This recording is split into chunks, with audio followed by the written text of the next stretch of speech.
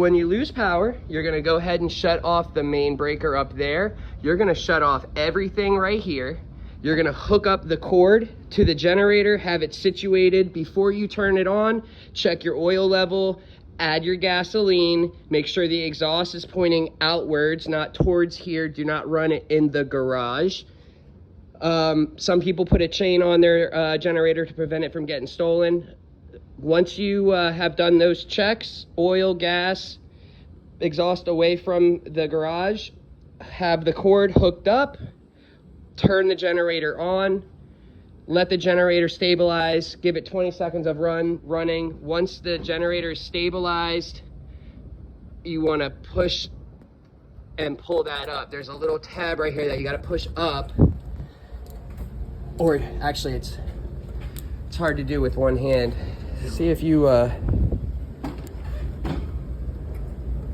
yeah, down, push down. Let me see. Or is it up? It's up. Yeah. So, generator's running, cord's connected, everything is off up there. Go ahead and turn this circuit breaker on. That's the generator circuit breaker. Now, when this is on, you have available power, but you don't have anything on yet. So you're gonna go ahead, you are able to turn on every little thing besides the double pole. See how that's two of them connected? You can't have those on. So no, no, no, no. That's a double, even though it looks single. Double, double, double. Everything else you can have on. So you'll have lights in every room. You'll have available power to every room for the lighting, the outlets, the fans, but obviously you're not going to have all the lighting and outlets and fans running, right? It's when you go in a room, you turn the light on, you'll have available power. Okay. And that's it. So say if you have to, if you're running out of fuel and you got to shut it down to refuel it, all you have to do, come out here and shut this breaker off. That prevents power from feeding that so that there is no load on the generator. Let it run for about 30 seconds without a load. Turn it off.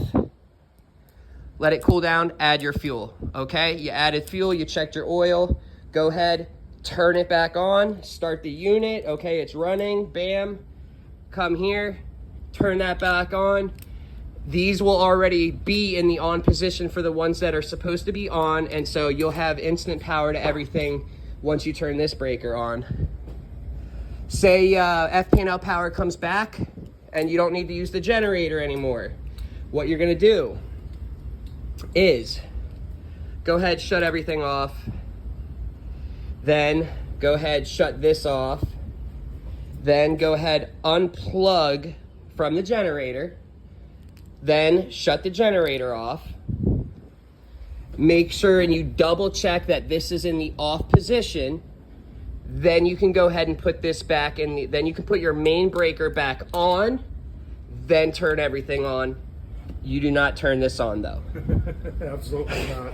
Okay, that's that. Everything will be fried. Yes. For starting your generator, very simple. Oil's right here, gas, your choke is right here. It's got a sticker. When you're starting it, you want it to the left in the choke position. Then once you're pulling it and it's starting to rumble, move it over to the right into the run position. So that's the choke position. That's when you're starting it. Then right away as you pull it and it's trying to start, move this over and it'll run and take off and run like it's supposed to.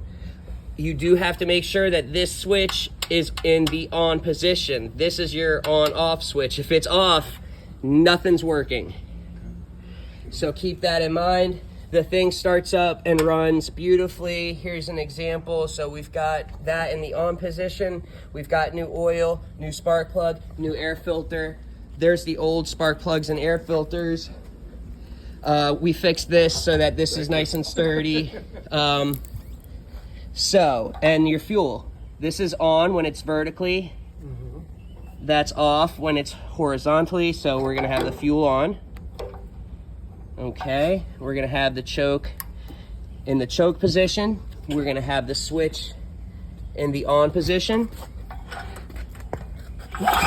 Fan. Ooh, I was close. All right, let me hold that for a sec. So.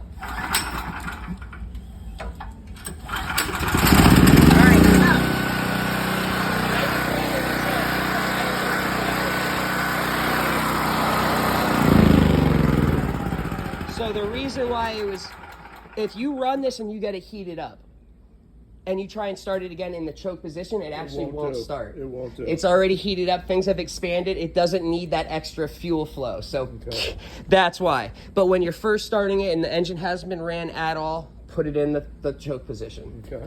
And other than that, that's it. Any questions? I mean, that's that it, covers right? That covers Perfect. it.